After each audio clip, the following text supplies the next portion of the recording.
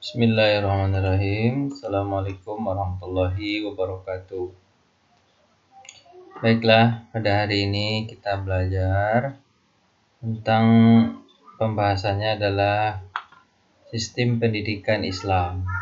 Jadi kita berharap bahwa selaku seorang muslim ini kita ingin menjadi semua dari kehidupan kita itu terkoneksi kepada Islam.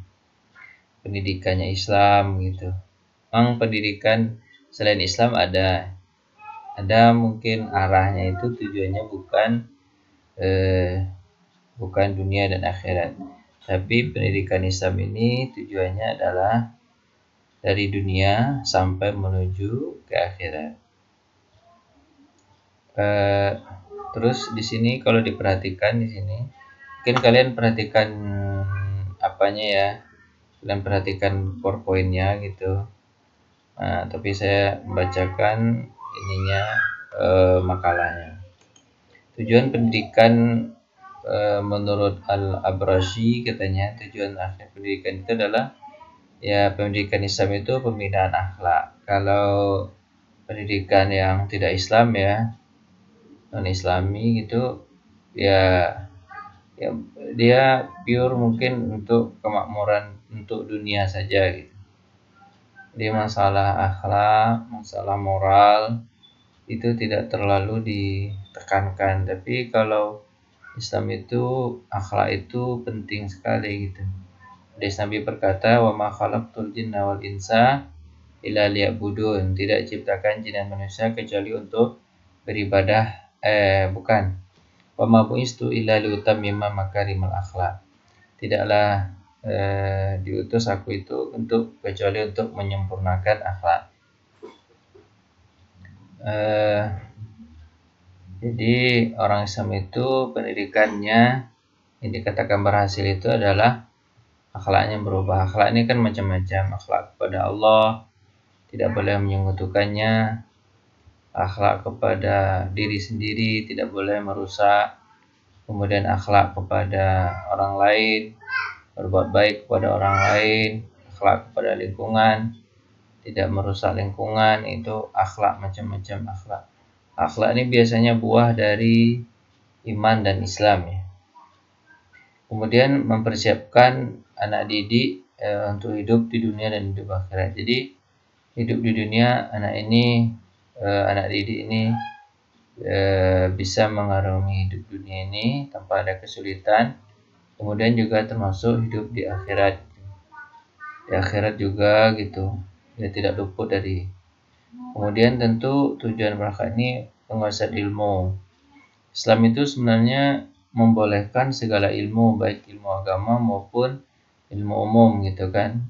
Asal tujuannya digunakan untuk kebaikan dan menghadap kepada Allah. Karena semua ilmu itu berasal dari Allah Subhanahu wa taala. Jadi memang tujuan pendidikan itu adalah agar anak itu berilmu. Kemudian nanti anak itu punya keterampilan dalam bekerja dalam masyarakat. Jadi sebenarnya pendidikan itu bukan hanya teori gitu, tapi bisa langsung dipraktekkan.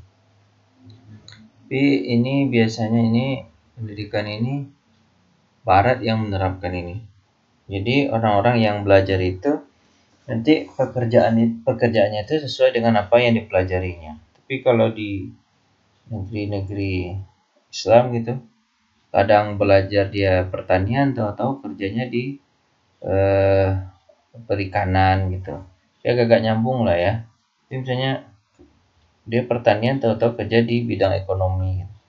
Itu kan tidak nyambung, tapi kebanyakan begitu. Tapi kalau seandainya tujuan pendidikan itu apa yang dia pelajari harusnya di situ dia bekerja. Ini tujuan pendidikan dalam Islam. Terus pendidikan hitam itu ada siswa atau peserta didik ya, macam-macam. Peserta didik itu adalah ada siswa dan peserta didik. Peserta didik itu ya berupa anggota masyarakat tentunya, masyarakat baik kecil maupun besar. Kemudian pendidik ini adalah seorang guru yang bisa menjadi contoh tauladan.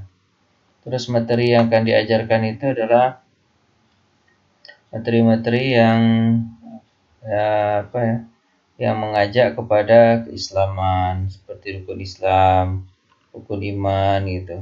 Jadi bermuaranya ke sana semua gitu. Walaupun dia belajar ilmu umum, tapi dia tidak boleh meninggalkan keislaman, rukun-rukun Islam dan rukun-rukun iman itu harus dipegang terus gitu kan. Terus apa ya? Lingkungan pendidikan. Lingkungan pendidikan itu ya seperti lingkungan pertama itu lingkungan keluarga, ini termasuk lingkungan pendidikan. Kalau orang tuanya baik, maka anak-anaknya jadi baik gitu kan. Tapi kalau lingkungan keluarganya tidak baik, anak-anaknya juga tidak nanti susah baiknya. Lingkungan sekolah, ini lingkungan pendidikan. Terus lingkungan masyarakat juga. Jadi ini yang sekarang nih, pendidikan itu apa ya? Jadi sesuatu yang tidak diperhatikan lagi. Lingkungan keluarga berantakan. Sekolah juga kewalahan. Terus masyarakat sekarang cuek gitu terhadap anak-anak didik gitu. Akhirnya apa? Pendidikan itu tidak jalan. Kita tahu ya, kalau pendidikan itu tidak jalan, maka masyarakat ini akan bobrok dan akan hancur, gitu kan? Nah, sebenarnya bedanya manusia dengan binatang itu adalah pendidikan. Kalau kalau manusia itu punya pendidikan, ilmu yang bagus, itu dalam hadis Nabi itu menyebutkan sampai-sampai ikan di laut juga mendoakannya untuk kebaikan. Orang yang nuntut ilmu itu. Kenapa? Karena orang yang nuntut ilmu terus hatinya diisi dengan iman dan Islam, maka pasti dia tidak akan merusak gitu. Tidak akan merusak lingkungan, tidak akan merusak masyarakat, tidak membunuh, tidak mencaci, tidak memaki, tidak mengadu domba gitu. Kalau dia pendidikannya pendidikan Islam gitu. Tapi kalau tidak pendidikan Islam, dia menghalalkan segala cara untuk tujuan duniawinya gitu, membunuh gitu kan, nipu gitu kan, berbohong gitu kan. Tapi kalau dididik dengan cara Islam, ya tentu ini. Makanya sebenarnya pendidikan itu adalah kunci dari keberhasilan sebuah negara gitu. Atau kunci dari keberhasilan seorang manusia betul-betul jadi manusia adalah pendidikan. Nabi Adam alaihissalam itu ditinggikan di hadapan para malaikat itu ya gara-gara pendidikan, karena Nabi Adam Allah ajarkan nama-nama, sementara malaikat tidak mendapatkan nama-nama itu belum mengetahui nama-nama itu, maka membuat malaikat diperintahkan Allah untuk sujud kepada Adam atau menghormati Adam alaihissalam. Itu gara-gara apa? Pendidikan. Pendidikan. Maka pendidikan itulah yang membuat manusia dimuliakan Allah. Walaqad karamna bani Adam. Seperti ayat yang diturunkan yang pertama itu adalah Iqra bismi rabbikal ladzi khalaq. Bacalah dengan nama Tuhanmu yang mulia. Begitu. Jadi pendidikan itu sangat penting dalam Islam. Sampai-sampai ayat yang pertama diturunkan adalah ayat tentang belajar. Alat pendidikan itu kan macam-macam ya. Pendidikan adalah menunjang. Sebenarnya ya manusia itu ya apa ya? Manusia itu ya pendidikan. Kalau nggak ada pendidikan ya manusia sama dengan binatang. Keistimewaan pendidikan Islam, adanya kolerasi antara bahan pelajaran dengan agama. Jadi harus dihubungkan, misalnya kalau belajar hujan dihubungkan, bahwasanya Allah yang menurunkan hujan, gitu kan. Kalau belajar anatomi tubuh ya diajarkan bahwasanya Allah Subhanahu wa taala yang menciptakan manusia. Wujudkan visi-visi sistem desentralisasi dalam belajar. Tujuan pendidikan Islam itu adalah membentuk pribadi Islam yang memberikan keterampilan, asas persamaan, pengajaran demokrasi dan pendidikan Islam, ikan ajaran agama dengan kehidupan manusia, asas kewajiban mengajar, didik terpadu. Metode pendidikan dalam Islam macam-macam ya. Metode pendidikan, prinsip metode, niat, orientasi, terus macam-macam metode pendidikan, bisa percakapan, bisa dengan kisah-kisah yang ada dalam Al-Quran, didik dengan perumpamaan, ini seperti ini. Didik dengan apa? Memberi teladan gitu. Didik dengan pembiasaan diri dan pengamalan, ya kan? Jadi tanya jawab, macam-macam cara metode pendidikan itu. mendidik dengan mengambil ibrah pelajaran, mendidik dengan membuat senang, membuat takut, itu mendidik. Pendidikan itu di Indonesia ini banyak, ada sekolah gitu kan, ada madrasah. Sekolah itu ya sekolah umum gitu, madrasah itu ke agama, ada pesantren yang boarding school gitu kan, metode pendidikan. Nah, ada majelis taklim kalau untuk orang yang sudah dewasa kan. Nah, mungkin itu tentang pendidikan. Kita pindah ke slide berikutnya, yaitu ini tentang berkaitan tentang mengislamisasikan diri keluarga dan lingkungan. Jadi bagaimana cara mengislamisasikan diri? Jadi walaupun kita adalah orang Islam, terus bertindak seperti tindakan orang Islam gitu. Yang kita takutkan adalah labelnya Islam, tapi tindakannya itu tindakan seperti non Muslim gitu. Jadi pakaiannya Islami, cara berkatanya Islami, akhlaknya Islami, ibadahnya Islami, semuanya Islami. Jadi pertama yang mengislamisasikan diri sendiri terlebih dahulu. Nah, pembahasannya islamisasi dalam lingkungan keluarga. Sama definisi islamisasi dalam lingkungan keluarga gini. Islam sebagai agama yang sempurna gitu. Jadi cara mengislamisasikan adalah memberikan dorongan dan nasihat yang baik kepada anggota keluarga hingga mereka senantiasa mendapatkan motivasi untuk berbuat baik. Islamisasi semuanya diislamkan gitu.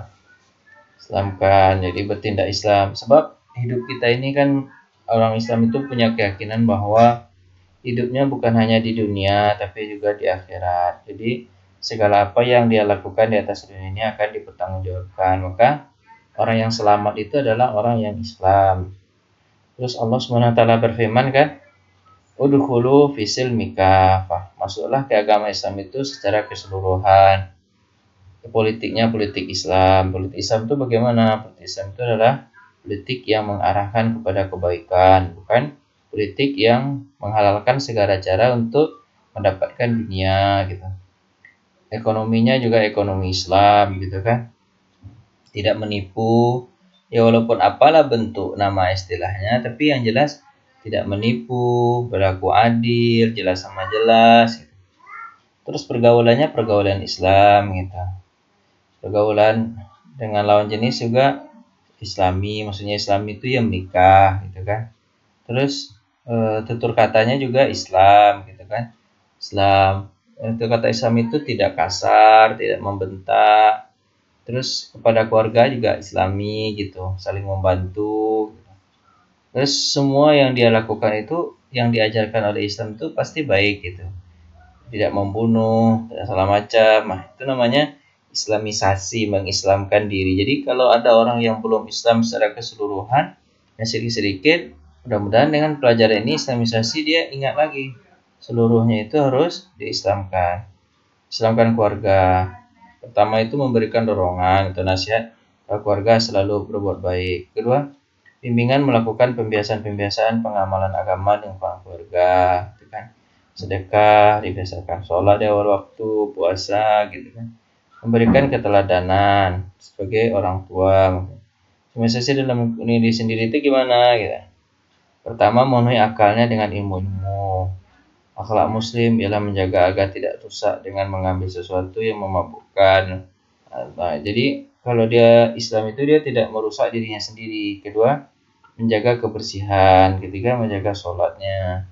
Ya pokoknya semua apa yang Allah perintahkan, Islam dia jaga. Semisal lingkungan mendahulukan kepentingan orang lain gitu kan. Berbuat baik adalah merupakan sebaik-baik amal. Jadi itu yang dimaksud dengan islamisasi diri sendiri, keluarga, dan lingkungan. Jadi semua yang kita lakukan ini harus berdasarkan Islam. Kalau Islam membolehkan kita kerjakan, kalau Islam melarang tinggalkan. Itu namanya islamisasi, Islamkan diri. Dan itulah yang akan menjadi apa yang kita pertanggungjawabkan nanti di akhirat. Apa kata Allah Subhanahu wa taala? Wa ma ladaihi illa biqaulin illa ladaihi raqibun atid. Tidak ada yang kita ucapkan, tingkah laku yang kita lakukan, semuanya tercatat oleh Allah Subhanahu wa taala. Kita sebagai seorang Islam bukan hanya di labelnya kita Islam, tapi juga di di segala tindak tanduk kita adalah seorang Muslim. Saya rasa itu cukup. Terima kasih atas perhatian. Atas segala kurangan, kita tutup dengan baca hamdalah.